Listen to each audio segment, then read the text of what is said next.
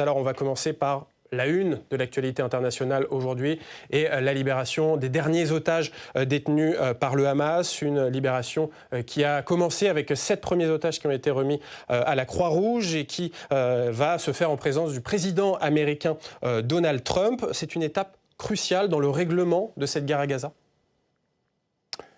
C'est une étape cruciale d'abord pour les familles israéliennes, pour les familles palestiniennes bientôt, quand les prisonniers palestiniens échangés seront à leur tour libérés. C'est une étape cruciale pour le cessez-le-feu.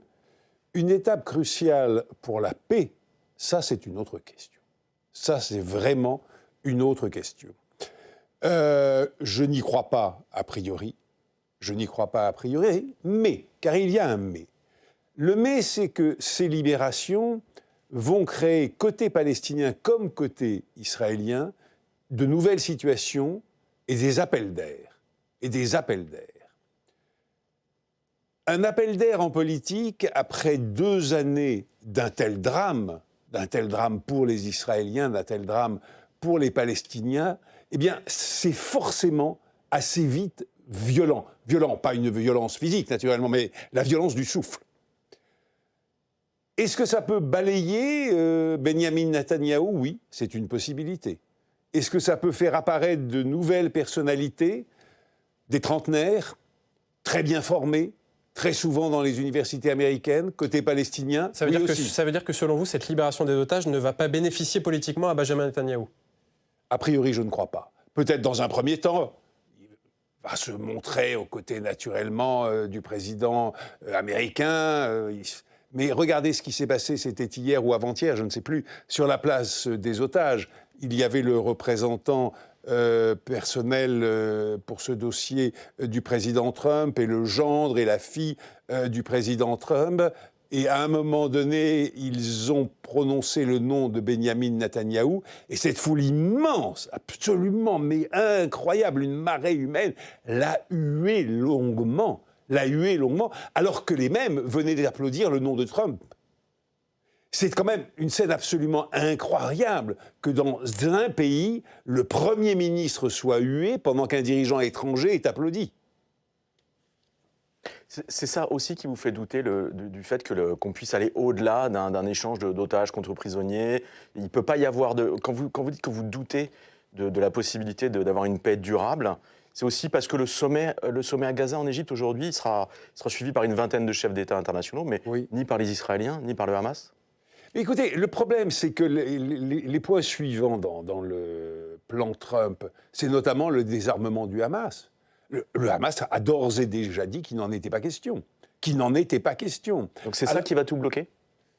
Écoutez, moi, je ne serais pas catégorique, mais je pense qu'il n'y a pas d'automaticité, et c'est le moins qu'on puisse dire, d'une marche vers la paix suivant la libération des otages et l'échange de prisonniers. On entre dans quelque chose d'absolument neuf.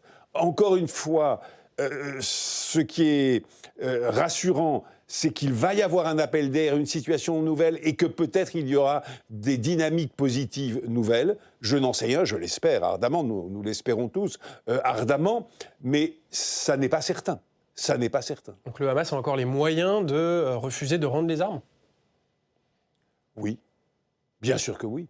Bien sûr que oui, parce que quand M. Netanyahou dit que ces 2 ans de guerre et de bombardements épouvantables sur la bande de Gaza étaient nécessaires pour anéantir le Hamas, mais le Hamas n'est pas anéanti.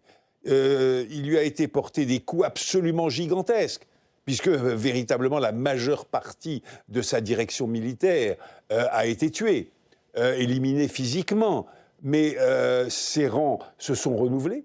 Naturellement, il y a des gens qui se présentent pour être enrôlés.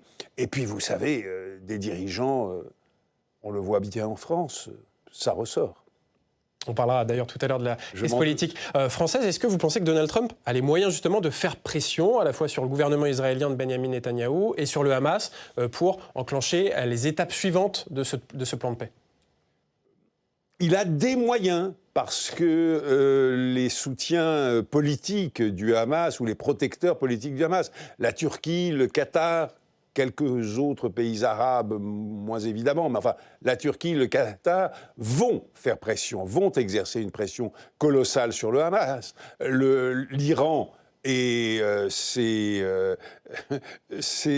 filiales ne sont plus là pour protéger le Hamas. Donc oui, il y aura des pressions sur le Hamas, comme il y aura des pressions des Américains sur Netanyahou.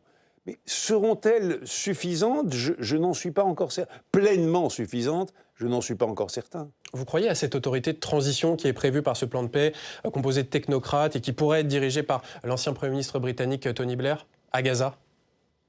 Disons que ça n'est pas fait. Ça n'est pas fait et ce sera difficile à mettre en place. Ça sera difficile à mettre en place parce qu'on va commencer par buter sur le désarmement, parce que le Hamas va dire au bout du compte, enfin on peut le prévoir, va dire au bout du compte, je veux bien rendre mes armes, mais à des Palestiniens, à une autorité palestinienne, et certainement ni aux Israéliens, ni à des Américains, des Britanniques, ou je ne sais quoi. Alors là, il va y avoir un bras de fer. Et si, finalement, le Hamas gagnait sur ce point, c'est-à-dire qu'on lui donnait la possibilité de rendre ses armes à des Palestiniens. Mais à ce moment-là, j'ai pas dit l'autorité palestinienne, mais une autorité palestinienne entrerait en scène. Et à ce moment-là, tout ce qui est prévu aujourd'hui serait insensiblement modifié. Peut-être qu'on garderait cette autorité internationale, oui, en façade d'ailleurs, pourquoi pas? C'est pas forcément une mauvaise chose, mais il y aurait réellement, comme le souhaitent les Européens, et notamment les Français, notamment le président de la République, une force politique palestinienne.